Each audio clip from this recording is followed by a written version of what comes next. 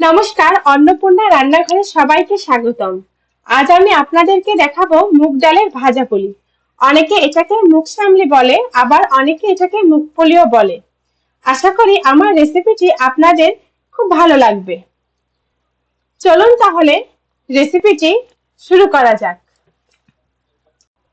প্রথমে আমি চুলায় একটা প্যান বসিয়েছি। তারপর আমি 1 কাপ পরিমাণে এখানে মুগের ডাল নিয়েছি। মুগের ডালটাকে আমি 4-5 মিনিটের মতো আস্তে আস্তে ভেজে নিব। এটাকে বেশি সময় ভাজা যাবে না লাল করে। দেখুন ডালটার থেকে একটা সুন্দর স্মেল বের হচ্ছে। এখন আমি ডালটাকে ধুয়ে নেব। 3-4 বার ভালোভাবে ডালটাকে আমি ধুয়ে নিয়েছি। এ পর্যায়ে আমি ডালের ভিতরে ফ্রেশ জল দিব 2 কাপ পরিমাণে, আর দিব হাফ চামচ পরিমাণে লবণ।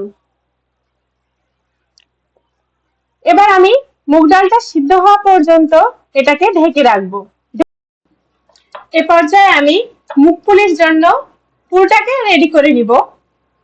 প্রথমে আমি চুলায় একটা প্যান বসিয়েছি। প্যানটা গরম হয়ে আসলে আমি এখানে দিব 1 কাপ পরিমাণে কোরানো নারকেল, আর দিব হাফ কাপ পরিমাণে খেজুরের গুড়। এবার এটাকে আমি দুইটাকে একসাথে মিশিয়ে নিব। আর দিব হাফ কাপ পরিমাণে গরুর দুধ। এখানে আপনারা গুঁড়া দুধটাকে ব্যবহার করতে পারেন। এবার সবগুলো উপকরণকে আমি সুন্দরভাবে মিশিয়ে নিব। মিডিয়াম টু হাই ফ্লেমে আমি এটাকে তৈরি করে নিব। কন্টিনিউয়াসলি এটাকে নাড়তে হবে, তা না হলে এটা লেগে যেতে পারে। একটা সুন্দর স্মেল বের হচ্ছে। এ পর্যায়ে আরো বেশি কন্টিনিউয়াসলি এটাকে নাড়তে হবে। পুরোটা আমার রেডি হয়ে গেছে।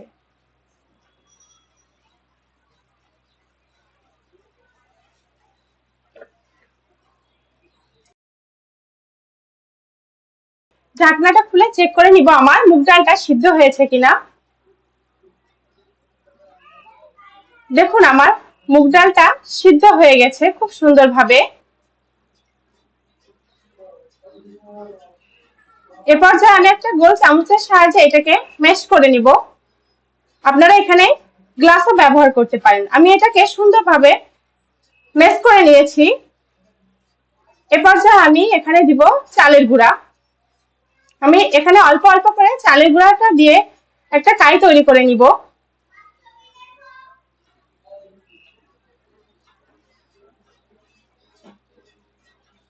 দেখুন আমার কাইটা রেডি হয়ে গেছে। এ পর্যায়ে এটাকে আমি নিচে নামিয়ে সুন্দরভাবে একটা ডো তৈরি করে নিব।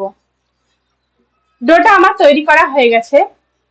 এখন আমি ডো থেকে অল্প পরিমাণে লেচি কেটে নিয়ে লেচিটাকে সুন্দরভাবে হাতের তালু দিয়ে গোল করে নিয়েছি। তারপরে আমি একটা বাটি শেপ দিচ্ছি। দেখুন এভাবে একটা বাটি শেপ দিয়ে অল্প পরিমাণে রেডি করে রাখা পুর দিব আমি। দেওয়ার পরে পুলিটাকে খুব সুন্দরভাবে সিল করে দিতে হবে পুলিটার মুখটা। দেখুন খুব সুন্দরভাবে পুলিটার মুখটাকে আমি সিল করে দিয়েছি। এবার যে আমি হাতের মুঠোর সাহায্যে এটাকে অল্প অল্প করে চাপ দিয়ে একটা সুন্দর শেপ দিব। পটলের মতো একটা সুন্দর শেপ আমি দিয়েছি। আমি আরো একটা আপনাদেরকে বানিয়ে দেখাচ্ছি। এটাকে প্রথমে গোল করে নিতে হবে, তারপরে একটা বাটির মতো শেপ দিতে হবে। দেখুন, আর অল্প পরিমাণে পুর দিতে হবে, বেশি পরিমাণে পুর দিলে এটা ফেটে যেতে পারে। তারপরে পুলির মুখটাকে আমি খুব সুন্দরভাবে সিল করে দিব, যাতে করে এটা খুলে না যায়। তারপর হাতের মুঠোর মধ্যে রেখে এটাকে আমি আস্তে আস্তে করে একটা সুন্দর পটলের শেপ দিয়েছি। দেখুন এভাবেই আমি সবগুলো পুলি তৈরি করে নিব। দেখুন আমার সবগুলো মুখ পুলি তৈরি করে নেওয়া হয়ে গেছে। এগুলো আমি ভেজে নিব। প্রথমে আমি চুলায় একটা প্যান বসিয়েছি। এবার আমি দিব পরিমাণ মতো সয়াবিন তেল। মিডিয়াম টু লো ফ্লেমে পুলিগুলোকে ভেজে নিতে হবে। প্রথমে আমি একটা একটা করে পুলি তেলে ছেড়ে দিচ্ছি। দেখুন এগুলোকে উল্টে পাল্টে সুন্দরভাবে আমি ভেজে নিব। একটু সময় ধরে এটাকে ভাজতে হবে। একটা সুন্দর কালার আসা পর্যন্ত আমি পুলিগুলোকে উল্টে পাল্টে ভেজে নিব। দেখুন পুলিগুলোর খুব সুন্দর একটা কালার এসেছে। এ পর্যায়ে আমি পুলিগুলোকে তুলে তেল ঝরিয়ে নিব। এভাবে আমি সবগুলো পুলি ভেজে নিব। সবগুলো পুলি আমার ভেজে নেওয়া হয়ে গেছে। এখন আমি চিনির একটা শিরা তৈরি করে নিব। এর জন্য আমি প্রথমে চুলায় একটা প্যান বসিয়েছি আর তাতে দিয়েছি হাফ কাপ পরিমাণে চিনি আর হাফ কাপ পরিমাণে জল। এবার একটা চামচের সাহায্যে এটাকে আমি নেড়ে নেড়ে মিশিয়ে নিব। শিরাটা সুন্দরভাবে ফুটে উঠেছে। এবার আমি আঙুলের সাহায্যে এটাকে চেক করে দেখবো এটার আঠালো ভাব এসেছে কিনা। শিরাটার একটা আঠালো ভাব এসেছে। এই পর্যায়ে আমি এক টুকরা লেবুর রস ওইখানে দিয়ে দিব, যাতে করে শিরাটা ঠান্ডা হওয়ার পরে জমে না যায়।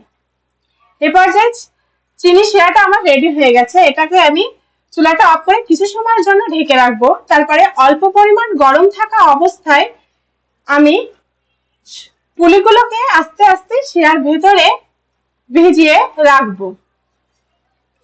আমি পুলিগুলোকে নেড়ে চেড়ে কিছু সময় ঢেকে দিয়ে এটাকে 10-15 মিনিটের জন্য শিরাগুলোর ভিতরে ভিজিয়ে রাখবো। এতে করে পুলিগুলোর ভিতরে খুব সুন্দরভাবে সেই শিরাটা ঢুকে যাবে। দেখুন আমার পুলিগুলো রেডি হয়ে গেছে।